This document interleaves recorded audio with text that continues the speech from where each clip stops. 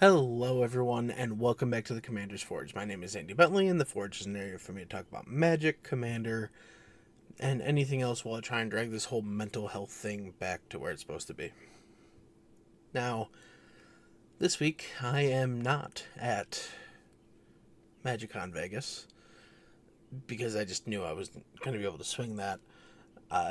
Yeah, I'm a little jealous. What can I say? There's always that fear of missing out, and from what I've seen so far on social media, it's been a good time. Do know the only event I'm really planning on this year is the charity Commander Sealed event in Rochester, and that's in September. That said, I don't really have a whole lot to talk about. It kind of feels like the world is ending, and I'm just not in a great headspace, I guess. But let's try and get through this. So, one of the things I wanted to talk about today is in lieu of, the Final Fantasy release being a couple weeks ago, there's no issue with going back to finish a deck that you had previously started. So, yes, I have already built 2 Final Fantasy decks, and yes, I have several others kicking around in my head. 3 in particular that I will talk about eventually. But I was just sitting at my desk and I move a couple of things, picking things up, moving things around, sorting through cards, and I found the Sab-Sunen, Sab-Sunen Luxa Embodied that I had mostly put together, and I mean, this is probably no championship deck, but it's like a nice, fun, I'll take this to F&M and see how it plays kind of deck. And it was just sitting there waiting for sleeves. So I grabbed a pack of sleeves, sleeved it up, and I've just kind of been goldfishing it for a few hours, and I like the way that it plays in that vacuum. So I kind of need to see it against other things, because, when you're playing in a vacuum, you're not accounting for, removal or people just playing things that keep you from attacking, stuff like that. But this brings back the thought of, if you have a collection, particularly if it's sorted, don't feel bad going back and looking at what's in those boxes, because you don't know what you're going to find that's going to inspire your next deck build. You don't know half the things you probably have sitting back there, and you might go through it one day and just be like, oh, I didn't realize I have this card. This card is worth like $50. If I sell this, I can get something else that I actually need, and, just it pays to keep track of what exactly you have. Like in my case, I'm getting to the point again where I'm going to pack up a case of boxes and send them out to Star City, and they'll give me an amount of money for them. It's just how I keep my collection reasonable, right? But I guess I just want to, again, reiterate, there's nothing wrong with finishing a build on a deck that you had started, even if the new hotness is out and about. Particularly if that new hotness is super expensive, like a lot of the Final Fantasy stuff is. Which is part of WotC's infinite wisdom to, make a premium set standard. Oh, it's going to make getting cards a pain. But that said, I think I'll keep this section of the podcast relatively short, and then when we come back, I will talk about some of the things that's in the Sab-Sunen deck that made me want to build this deck in the first place. So I will be right back.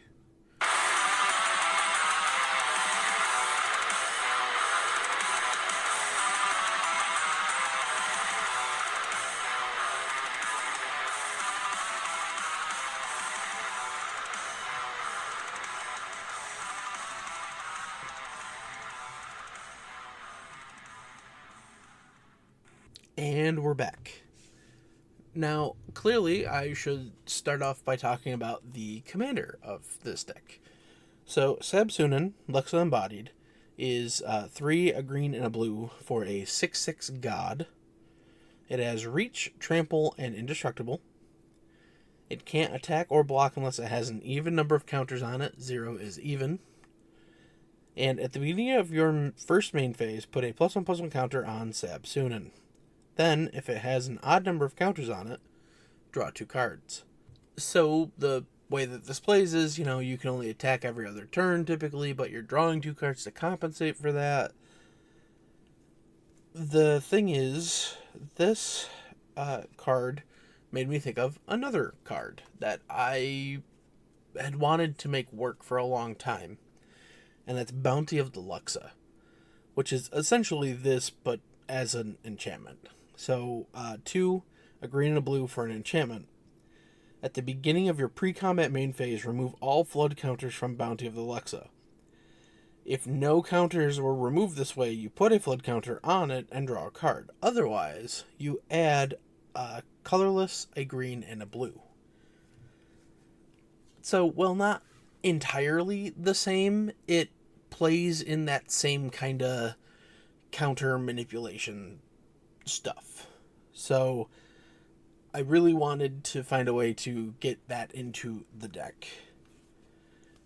Now, one of the things I wanted to make sure I could do is attack with my commander every turn. So, ironically, the best card in my deck is a 3-mana mount, and that's Ornery Tumblewag. 2 and a green for a 2/2 Brushwag mount. And at the beginning of combat on your turn, put a +1/+1 counter on target creature. When Ornery Tumblewag attacks, while saddled, double the number of +1/+1 counters on target creature, and it saddles for 2. So the way this works is we get to do both. So because of the way Sab-Sunen works, say we play her on 5, on 6 we play Ornery Tumblewag. So she would put a counter on herself, and we would draw 2 cards. She would have 1 counter on her. We move to combat. Ornery Tumblewag puts the second counter on her, making her an 8-power creature and able to attack. The same is similar with Treetop Snare Spinner. Which is 3 and a green for a 1/1 spider with reach and death touch, but you can pay 2 and a green to put a counter on a creature. Activate only as a sorcery, but that's fine because typically we want to do this in our main phase so that we can attack. I wanted to find ways that would both play into the counter manipulation but also evasion. So I have 2 of those. The first one is the Sword Coast Sailor. 1 and a blue for a background. Commander creatures you own have, whenever this creature attacks a player, if no opponent has more life than that player, this creature can't be blocked this turn. So this is just a way to push through damage on whichever of our opponents has the most life. Next up we have Hadana's Climb. 1, a green and a blue for a legendary enchantment. At the beginning of combat on your turn, put a +1/+1 counter on target creature you control. Then, if that creature has 3 or more counters on it, you can transform Hadana's Climb.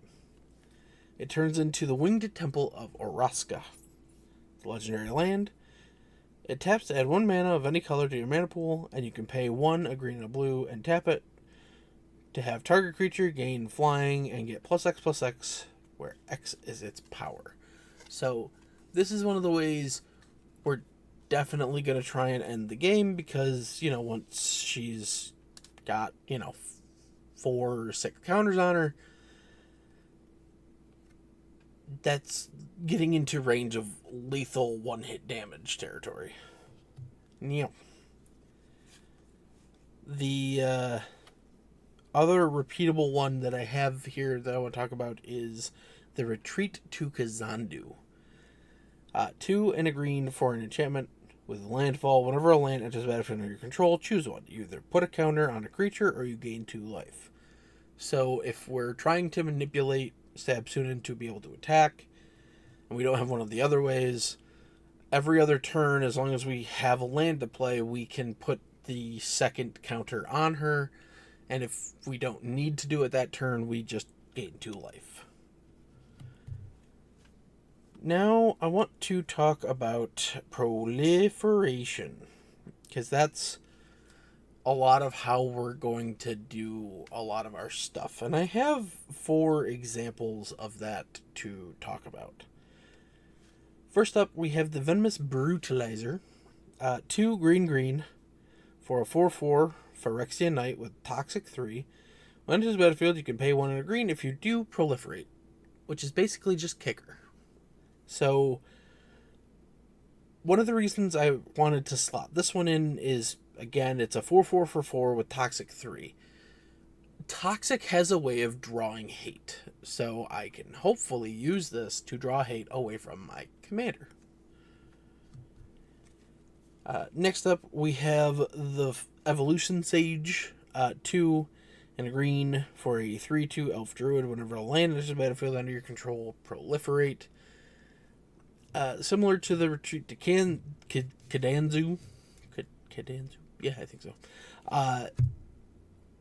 Might not want to do this every turn so that we can, attack with the Frog God.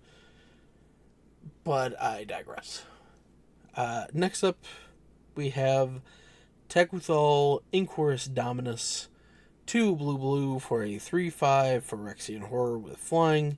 If you would proliferate twice instead. And you can pay 1 and 2 Phyrexian blue mana to remove 3 counters from among other artifacts, creatures, and planeswalkers you control to put an indestructible counter on Teguthal. And finally in this section, we have Azuri, Stalker of Spheres. 2 a green and a blue for a 3/3 Phyrexian Elf Warrior. And whenever Azuri enters the battlefield, you can pay 3. If you do, proliferate twice.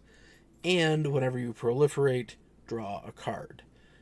So, the main goal of this deck is to never stall out, basically, because you're constantly drawing cards. Because as long as you can manipulate the counter on Sab-Sunen every turn, you're going to be drawing at least 2 additional cards every turn, because, you manipulate it to even so you can attack, you untap the next turn, you put a counter on it, it's odd, you draw 2 cards. That, and couple that with just the sheer amount of proliferation that I have in here, it's gonna snowball violently. Now, there is more to the deck. There's a lot of ETB things. There's a Deadeye Navigator to take advantage of those ETB things. But for the most part, this is kind of going all in on the commander. I mean, Indestructible makes it harder to deal with, but not impossible to deal with. So it has some evasion kind of baked into it. I don't know. I remember when I saw this previewed, I was like, I kind of want to build that. And now I have. But yeah, I think this is going to be a short week. So I'm going to wrap it up here. And who knows what we're going to talk about next time. Actually, it's probably going to be something in Final Fantasy.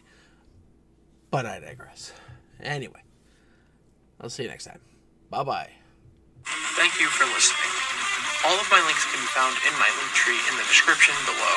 I would like to thank Ian Foss and Cody Mulvey of the band The Crypt for allowing me to use music for my opening and ending, along with Nate and Erica Jacobs for making my original logo.